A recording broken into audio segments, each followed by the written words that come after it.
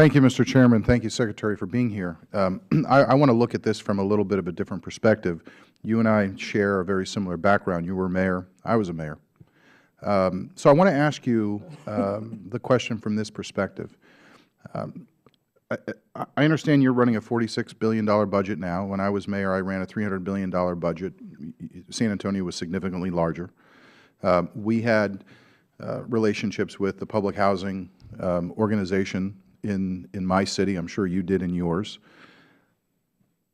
My question would be, as a mayor, if an agency or entity came to you with the facts and figures that you are presenting to us, would you as a mayor feel and deem those facts acceptable? $1.7 billion in a taxpayer bailout, the repayment rate from 14, or the delinquent rate from 14% down to 10%. Would you look at that as a mayor and feel that that would be a reasonable risk for the people that you represent to continue to take? Well, as you know, as a mayor, the thing that you're concerned about are results. And what we've seen is we've seen the results of strong safeguards that we've put in place. So we've seen serious delinquencies go down by 27%, recovery rate go up by 62%. We've seen a $21 billion increase in the net value of the fund and projections for $7 billion increases each year over the next several years. So from the perspective of getting things done, we have gotten improvement done. So yes, I do have confidence in FHA. So you're making improvement. Are you meeting the metrics that you're setting for FHA? We're working to get to the 2% capital reserve ratio, and we're having very good success at getting there. When's the last time you were at the 2% FHA? When was the last time it was I believe, 6 years ago. So 6 years ago, if you took over FHA, at what time period would you say would be acceptable to get back to the 2%?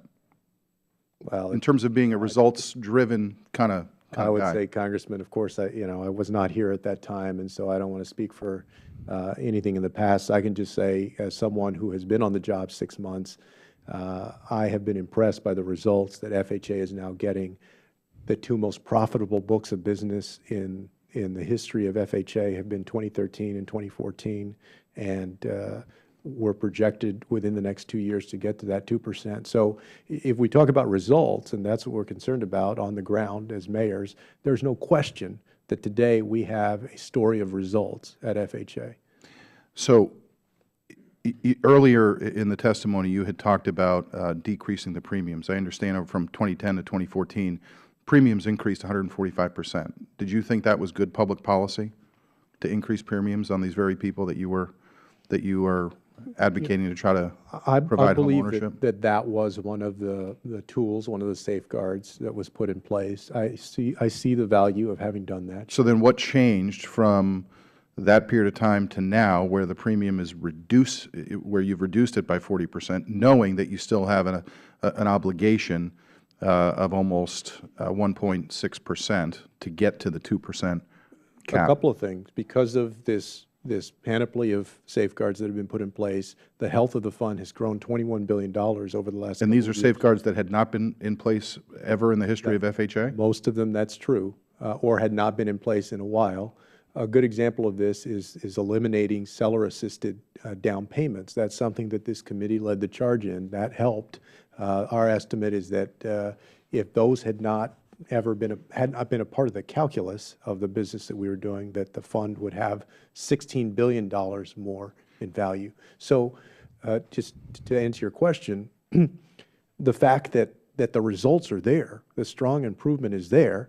Secondly, that the projection is that we're going to continue to have strong results. And then the third thing is we're charging these folks $1,700, collecting from them $1,700 when we expect the loss to be essentially to work out at $4,700.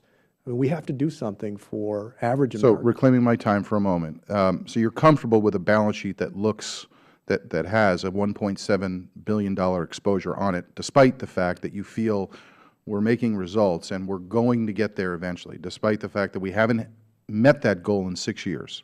You are comfortable with a $1.7 billion deficit on the balance sheet?